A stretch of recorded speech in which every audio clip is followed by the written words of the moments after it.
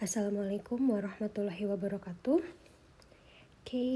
Di pertemuan kali ini saya ingin memaparkan mengenai pengantar dan konsep dasar statistika. Jadi statistika ini mata kuliah yang akan kita pelajari bersama satu semester ke depan gitu ya. Di mata kuliah ini kita akan mempelajari bagaimana cara mengumpulkan data, mengolah data, kemudian pengolahan data ini tentunya menggunakan metode-metode statistika untuk mengambil kesimpulan dari suatu kasus yang kita teliti. Di sini ada peranan statistika.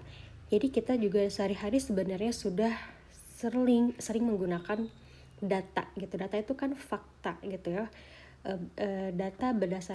Fakta berdasarkan data yang memang selalu kita gunakan untuk kehidupan sehari-hari, baik di bidang politik, ekonomi, keuangan, bahkan kita pun anak teknik juga pasti menggunakan statistik gitu ya. Dan juga di bidang kedokteran juga mereka juga menggunakan metode-metode statistika gitu ya untuk penelitiannya. Nah, jadi sebenarnya bisa dikatakan bahwa hampir semua bidang itu tidak lepas dari penggunaan angka dan fakta gitu ya. Jadi hal ini juga bisa memperlihatkan bahwa pengetahuan statistika ini memang sangat dibutuhkan, karena dengan statistika ini kita bisa mengembangkan cara berpikir kita yang lebih logis, dan lebih dari itu juga dengan menggunakan statistika kita juga mengembangkan cara berpikir ilmiah untuk merencanakan, menganalisis, menyimpulkan, dan pengambilan keputusan dari kasus yang kita teliti.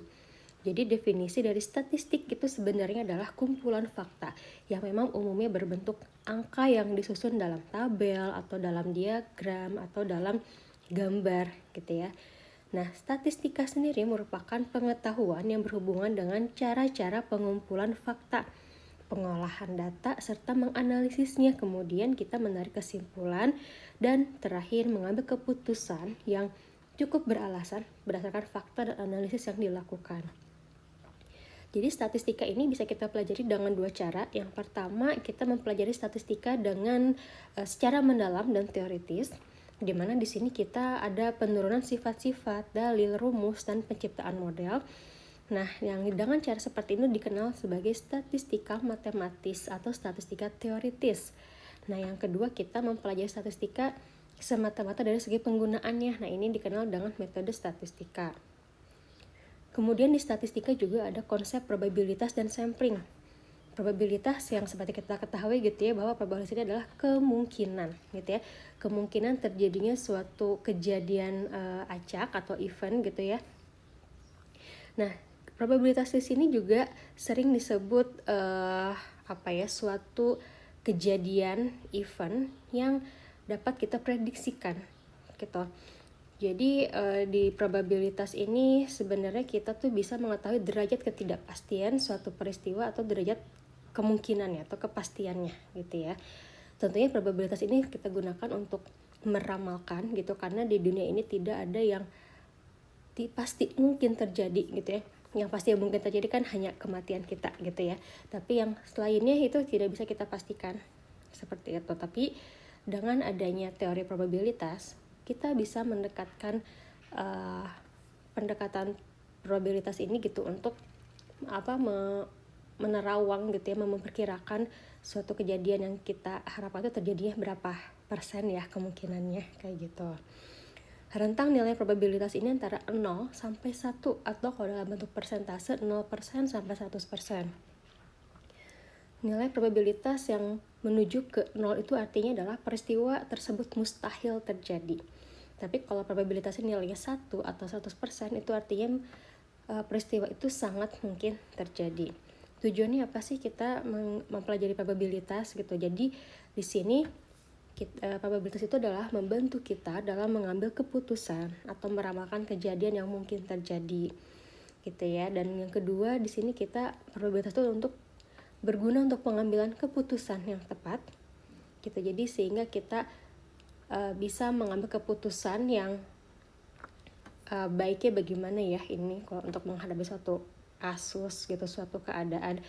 Probabilitasnya yang besarnya yang mana nih gitu, apakah probabilitas yang baiknya atau yang buruknya gitu ya, seperti itu. Oke, kemudian ada sampling gitu ya, yang kita tahu juga ada sampling, ada sensus gitu nanti.